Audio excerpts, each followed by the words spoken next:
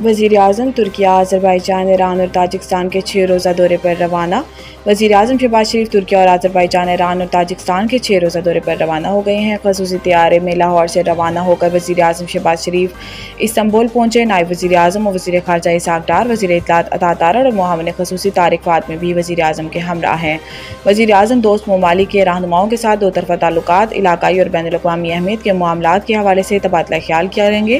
اس کے علاوہ وزیر اعظم بھارت کے ساتھ کشیدگی کے دوران دوست ممالک کی جانب سے پاکستان کی حمایت پر ان کا شکریہ ادا کریں گے، جبکہ وہ 29 اور 30 مئی کو دوشنبے میں گلیشیئرز پر بین الاقوامی کانفرنس میں بھی شریک ہوں گے۔ وزیر اعظم شہباز شریف 30 مئی کو تاجکستان سے وطن واپس پہنچیں گے۔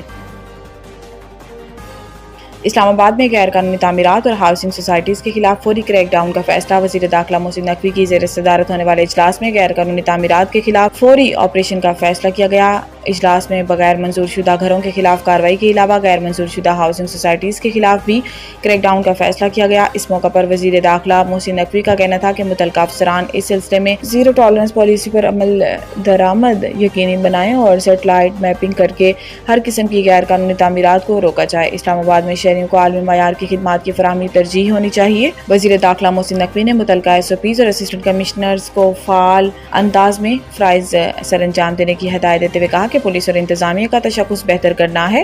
یہ تبھی ممکن ہے جب شہری اعتماد کریں۔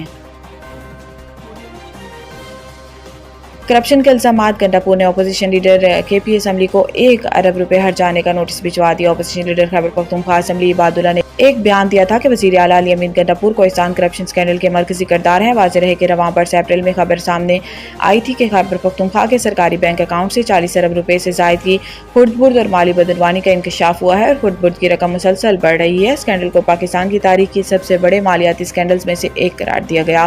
50 کے قریب بینک اکاؤنٹس منجمد کر دیے گئے ہیں، جبکہ تحقیقات کا دائرہ وسیع کر دیا گیا ہے۔ ابتدائی تحقیقات میں بھی انکشاف ہوا ہے کہ ضلع کے سرکاری اکاؤنٹ سے تقریباً 1000 جعلی چیکس جاری کیے گئے، جبکہ اب تک 50 مشتبہ اکاؤنٹس ہولڈرز کی نشاندہی ہو چکی ہے۔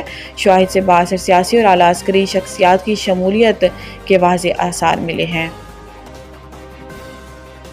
پنجاب کے مختلف شہروں میں آندھی اور طوفان، مختلف حادثات میں 14 افراد جاں بحق۔ اسلام آباد میں تیز آندھی کے ساتھ بارش ہوئی، اولے بھی گرے۔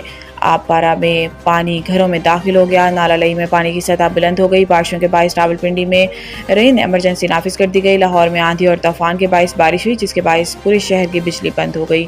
کئی درخت جڑوں سے اکھڑ گئے۔ قذافی اسٹیڈیم کے کئی بوتھ اڑ گئے۔ سرچ لائٹس کے پول گر گئے، جس کی وجہ سے لاہور قلندرز اور کوئٹہ گلیڈیٹرز کی پریکٹس منسوخ کر دی گئی۔ چکوال میں طوفانی بارش کے باعث کلر کہار کے قریب موٹر وے M2 کو کئی گھنٹوں کے لیے بند کرنا پڑا۔